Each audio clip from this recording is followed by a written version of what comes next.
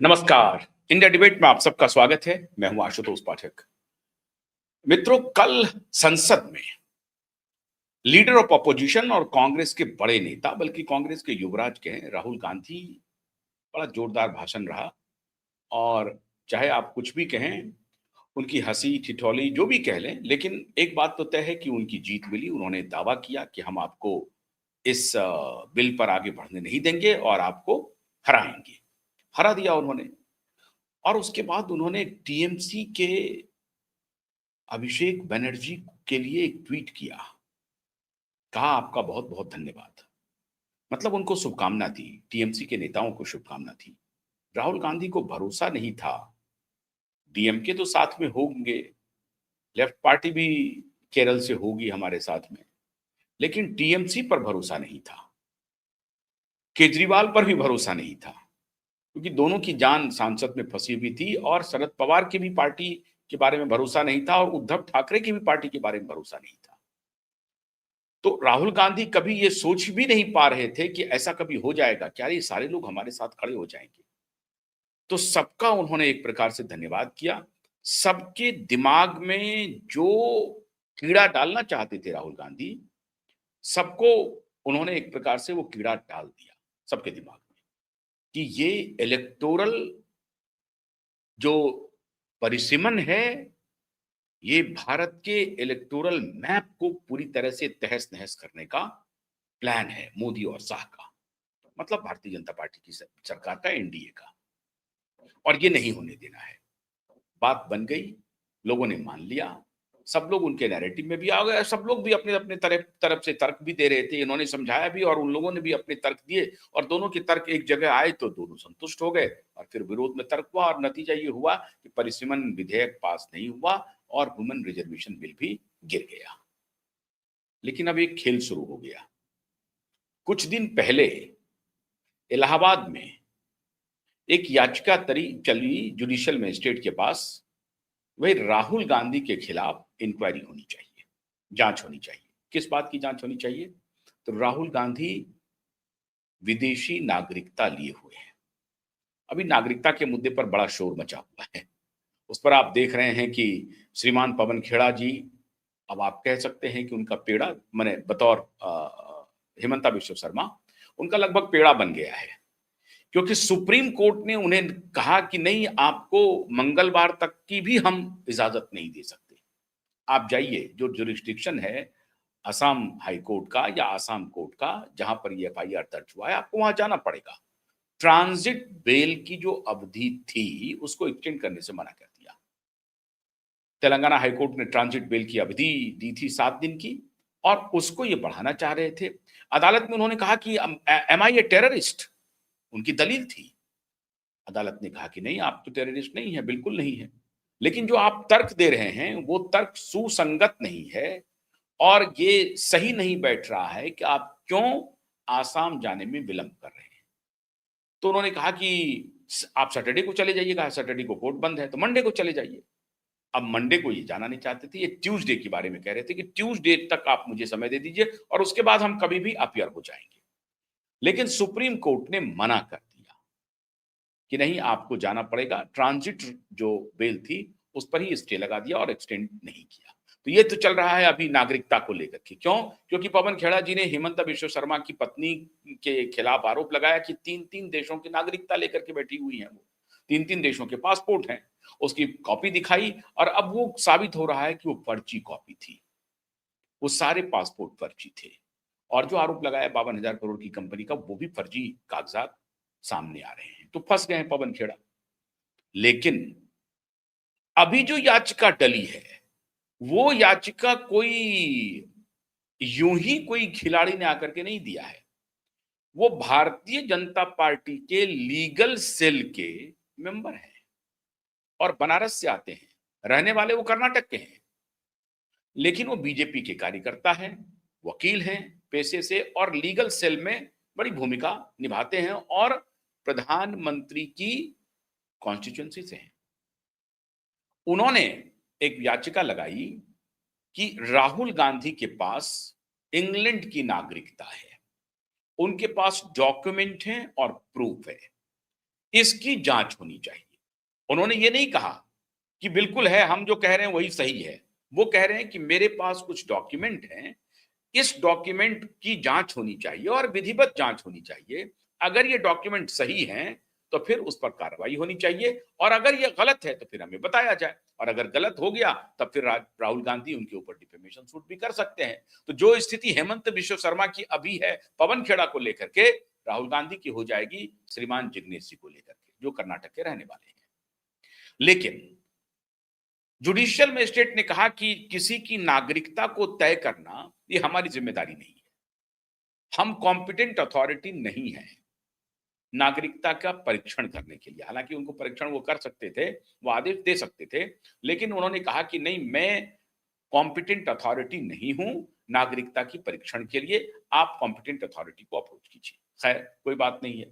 वहां से श्रीमान पहुंच गए हाई कोर्ट और अब लखनऊ बेंच ने, हाईकोर्ट की लखनऊ बेंच ने फैसला दिया है कि इसकी जांच होनी चाहिए।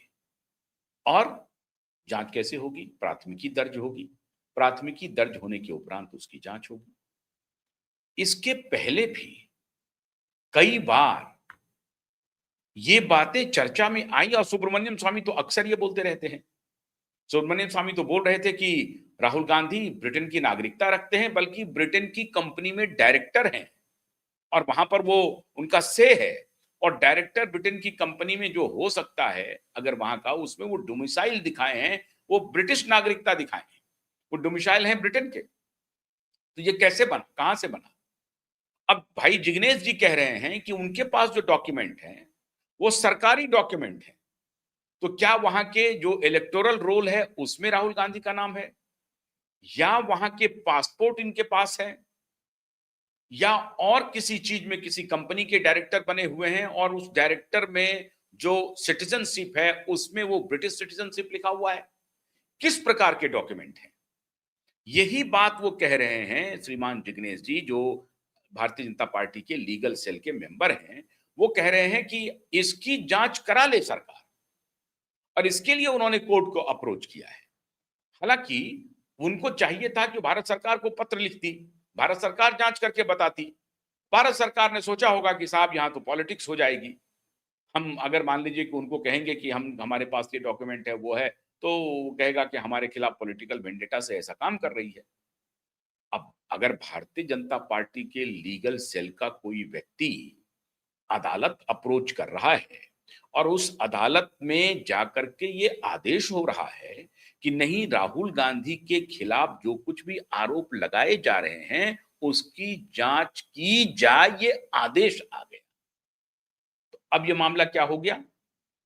लीगल मामला हो गया, ऑब्लिगेटरी है, मैंडेटरी है। अब ये ऑब्लिगेटरी नहीं है, अब ये मैंडेटरी हो गया सरकार के लिए कि राहुल गांधी की नागरिकता के बारे में जो श्रीमान आरोप लगा रहे हैं भारतीय जनता पार्टी के कार्यकर्ता, वो आरोप सही है या गलत है। अब अगर वो आरोप सही हो गया तो राहुल गांधी को दोहरी नागरिकता रखने के अपराध में उनके ऊपर क्या क्या हो सकता है? बहुत सारी कार्रवाई हो सकती है। सबसे बड़ी बात तो ये होगी, जो कानूनी कार्रवाई होगी वो सदन के मेंबर रहेंगे, नहीं होंगे, सदस्यता चली जाएगी। क्योंकि ये जो आप कोई भी बात को छुपाने के लिए आपने जो कार्य किया है, उसके अपराध में आपकी पार्लियामेंट की सदस्यता तो फौरन खत्म हो जाएगी। और वो कानून क्या है, नहीं है, वो सब आपको मालूम है, हमको दोहराने की जरूरत नहीं है। तो उस एक्ट के अधीन अगर राहुल गांधी के पास इंग्लैंड की नागरिकता है, जैसा कि भारतीय जनता पार्टी के कार्यकर्ता कह रहे हैं, तो उनको बहुत सारी परेशानी झेलनी पड़ेगी कानूनी। कानूनी के आगे नेहरू परिवार के, नेहरू इंदिरा परिवार के कोई व्यक्ति इतने दिनों तक, और वो कोई आज नागरिक बने नहीं होंगे, अगर वो नागरिक बने होंगे तो इसका मतलब है कि वर्षों पहले बने होंगे। ये 2020, 21, 22 की घटना नहीं होगी, ये होगी तो पहले की घटना होगी। और अगर पहले की घटना होगी तो अगर वो दो दो बार लोकसभा के सांसद चुने गए हैं और उसमें उन्होंने इस फैक्ट को छिपाया है, तो वो अपराध क्या कई बार उनको अपराध की श्रेणी में आएगा और वो डुप्लीकेशन ऑफ क्राइम होगा, उस श्रेणी में आएगा। अगर वो पहले से ही ब्रिटिश नागरिक हैं, ये साबित हो गया, तो जो उनके खिलाफ कानूनी कार्रवाई होगी वो तो होगी। लेकिन आप एक बात समझिए, देश की सबसे बड़ी पार्टी, लीडर ऑफ ऑपोजिशन के खिलाफ ये आरोप लगना बहुत गंभीर है। हाईकोर्ट ने आदेश दे दिया है, लेकिन कांग्रेस की तरफ से कोई प्रतिक्रिया नहीं आई है। कांग्रेस की तरफ से कोई प्रतिक्रिया नहीं आई है। एफआईआर हो जाएगा, अभी इनको जवाब देना पड़ेगा, कोर्ट को जवाब देना पड़ेगा, या फिर जांच में सरकार से ये मैनेज करेंगे अंदर अंदर, क्या करेंगे। अब याद कीजिए, पावर गैलरी में चर्चा होती है कि जब पहली बार वाजपेयी की सरकार आई, रक्षा मंत्री बने जॉर्ज फर्नांडिस साहब, वो गए अपने कार्यालय और उन्होंने बोफोर्स के फाइल को मंगवाया। ये पावर गैलरी की चर्चा पॉलिटिकल, बहुत सारे पत्रकारों को ये मालूम है, जो सीनियर जर्नलिस्ट हैं उन सबको मालूम है। तो उन्होंने बोफोर्स फाइल मंगवाया। वाजपेयी जी को ये बात पता चली, उन्होंने कहा कि रहने दीजिए साहब, बोफोर्स पर जितना कुछ होना था वो हो चुका है, गंगा में बहुत पानी बह गया है, और अब न राजीव गांधी जिंदा हैं, और अब उस बोफोर्स को लेकर के क्या फायदा।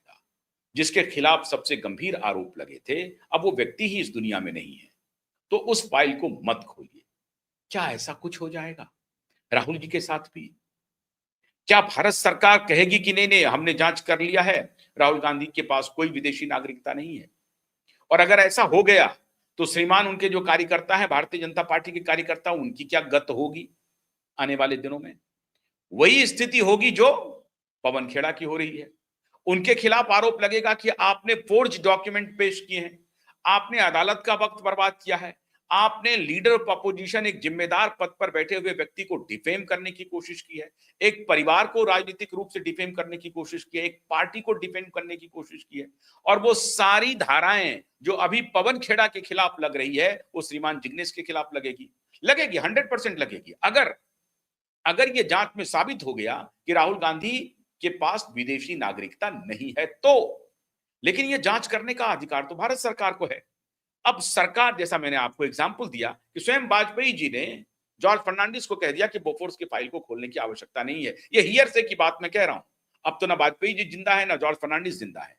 लेकिन अगर आप बड़े सीनियर जर्नलिस्टों से बात करेंगे तो वो आपको बता देंगे कि हाँ, इस तरह की घटना हुई थी। और वो क्यों हुई थी? क्योंकि जॉर्ज फर्नांडिस ने, जाहिर है, अपने क्लोज एसोसिएट के बीच में, पत्रकारों के बीच में बहुत पॉपुलर थे जॉर्ज फर्नांडिस, तो उन्होंने क्लोज एसोसिएट के बीच में ये चर्चा की होगी कि मैं तो फाइल खोलने के लिए जा रहा था, लेकिन वाजपेयी जी, पता नहीं, लगता है कि बड़े विराट हृदय के हैं, उन्होंने कह दिया कि इस फाइल को रहने दीजिए। और उनके तर्क में दम भी था, क्योंकि जिनके खिलाफ, जिनको सबसे मुख्य आरोपी बनाया गया था, तत्कालीन प्रधानमंत्री को, राजीव गांधी अब इस दुनिया में है ही नहीं, तो अब उसको खोलने से क्या फायदा है। हालांकि जॉर्ज फर्नांडिस चाहते थे कि ये खोलें और उसमें सोनिया गांधी की क्या भूमिका है इसकी तलाश की जाए। जॉर्ज फर्नांडिस की असल मंशा ये थी कि राजीव गांधी तो खामखा बदनाम हो गए, उसमें सोनिया गांधी की क्या भूमिका थी, कौतरुकी के संबंध क्या थे सोनिया गांधी से, इसके बारे में और वो डिटेल हो सकता है कि वो इंक्वायरी करना चाहते होंगे। लेकिन फिर वही, मैं इसकी पुष्टि भी नहीं कर रहा हूं, ये सुनी सुनाई बात है, लेकिन पावर गैलरी में लोग इसको कंफर्म करते हैं कि वाजपेयी जी ने ऐसा कहा था। अब ये दोनों दुनिया में नहीं है, बल्कि तीनों दुनिया में नहीं है जो इस बात को पुष्ट कर सके कि वाजपेयी जी ने कहा था या नहीं कहा था। लेकिन जॉर्ज फर्नांडिस को ने ऐसा पावर गैलरी में ये ब्रीफ किया कि वाजपेयी जी का आया फोन कि उसको रहने दीजिए, अब सब कुछ खत्म हो चुका है, जो होना था वो हो गया है, जिनके खिलाफ होना था वो अब उस दुनिया में नहीं है। क्या ऐसा हो जाएगा राहुल गांधी के भी साथ? क्या राहुल गांधी को बचाया जाएगा? और अगर दोनों में ट्रूस है, भारतीय जनता पार्टी और कांग्रेस पार्टी में अगर ट्रूस है, तो क्या ये मुद्दा कभी सामने आएगा ही नहीं? कैसे नहीं आएगा? मैं एक और एग्जांपल दे रहा हूं। ये कांग्रेस पार्टी ने नहीं किया, ये भारतीय जनता पार्टी ने किया है। ये ध्यान रहे जो मैं कहने जा रहा हूं, बड़ा बम्बार्डमेंट है। इसीलिए मुझे यह शक है कि राहुल गांधी अगर वाकई में इंग्लैंड के नागरिक होंगे, तब भी क्या जांच में यह स्पष्ट हो पाएगा कि राहुल गांधी विदेशी नागरिक हैं? मुझे शक है, पूरी तरह से शक है। क्यों शक है? अब सुनिए साहब। अभी आपने सुना होगा कि विदेशी फंडिंग जो है, जो एनजीओज हैं, हजारों एनजीओ को बंद किया, प्रतिबंधित किया सरकार ने, जिनको विदेशी फंड मिल रहे थे। सैकड़ों हजारों होगा, कितनी संख्या मुझे नहीं मालूम एग्जैक्टली, लेकिन सैकड़ों हजारों की संख्या में जो एनजीओ थे उसको प्रतिबंधित किया, तो उनको विदेश से फंड मिल रहे थे, किसी भी रूप में फंड मिल रहे हो उसको प्रतिबंधित कर दिया।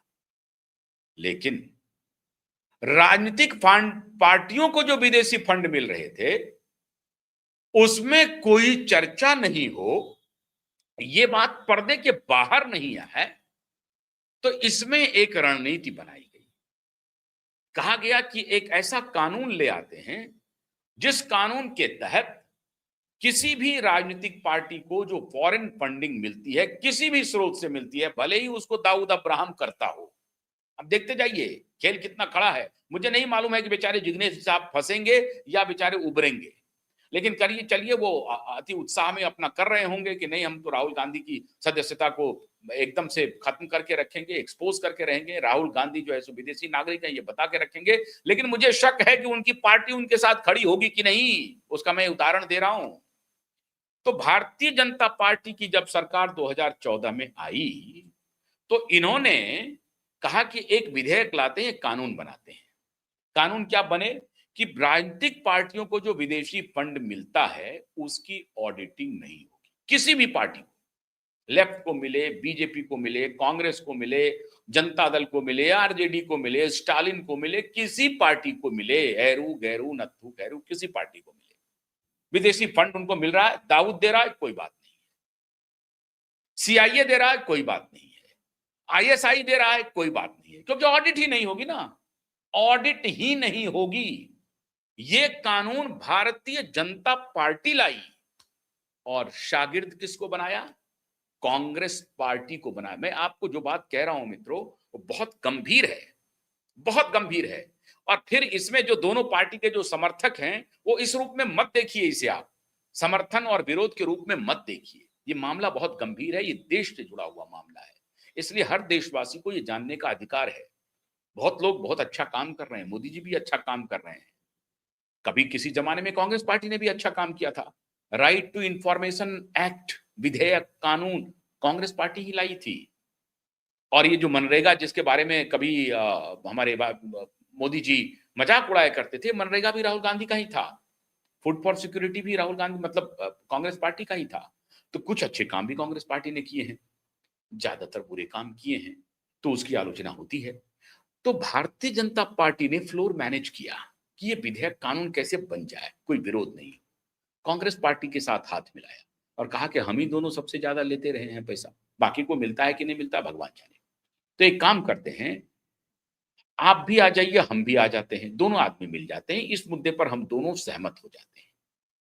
क्या सहमति हुई कि एक तो ऑडिट नहीं होगी, ऑडिट खाली नहीं होगी ये नहीं, रेट्रोस्पेक्टिव इफेक्ट से 1976 से किसी भी राजनीतिक पार्टी को जो विदेशी चंदा मिला है उसकी ऑडिटिंग नहीं होगी, ये कानून ले आए 1976 से।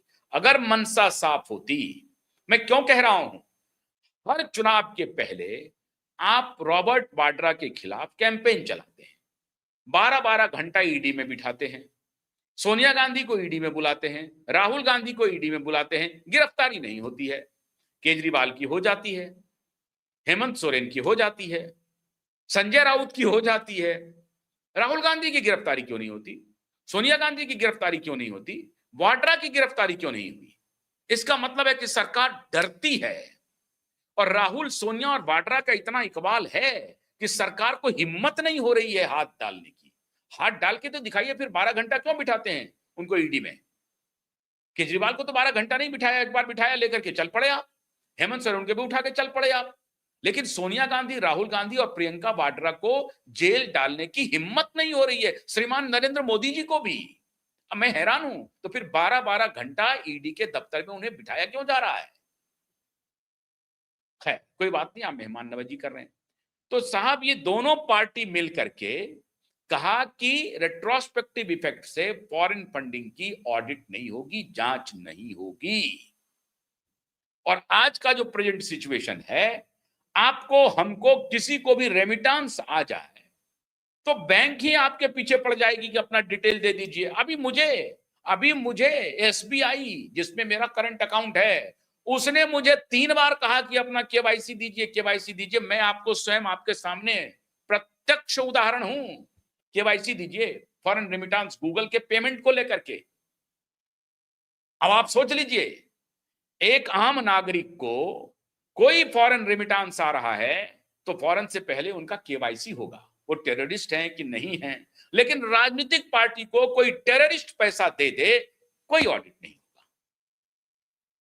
यह है देश।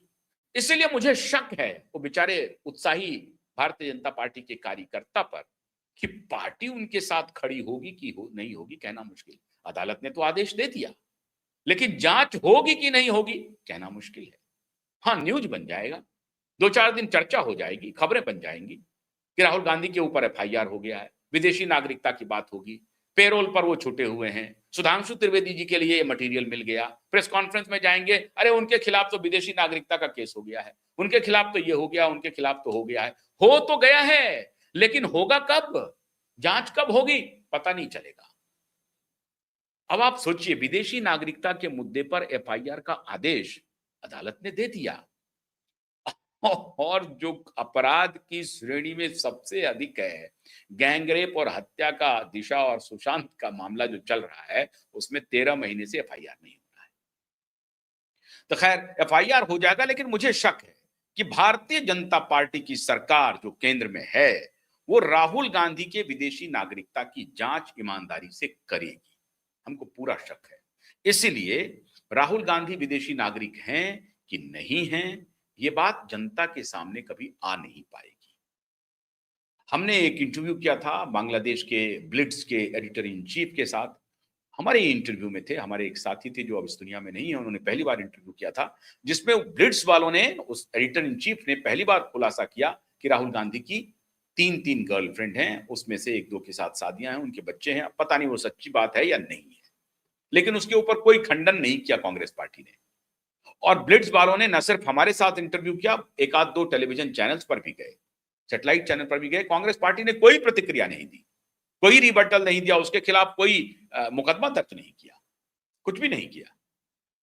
कांग्रेस पार्टी ने हमें भी नहीं नोटिस भेजा कि भाई आपने ये कैसे चला दिया। मैं तो कहता कि भाई मैं नहीं चला रहा हूं, ये तो ब्लिट्स के एडिटर इन चीफ कह रहे हैं, आप उनसे पूछिए, उनके खिलाफ आपको एफआईआर करना चाहिए। एफआईआर नहीं किया कांग्रेस पार्टी ने। तो जब चुप्पी ये लोग साध लें तो सच फिर सामने आएगा कैसे। इसीलिए यह खबर नहीं है कि राहुल गांधी के खिलाफ विदेशी नागरिकता का एफआईआर दर्ज हो रहा है और अदालत ने आदेश दे दिया है। खबर यह है कि सरकार जांच करेगी कि नहीं करेगी। नियत पर हमें शक है।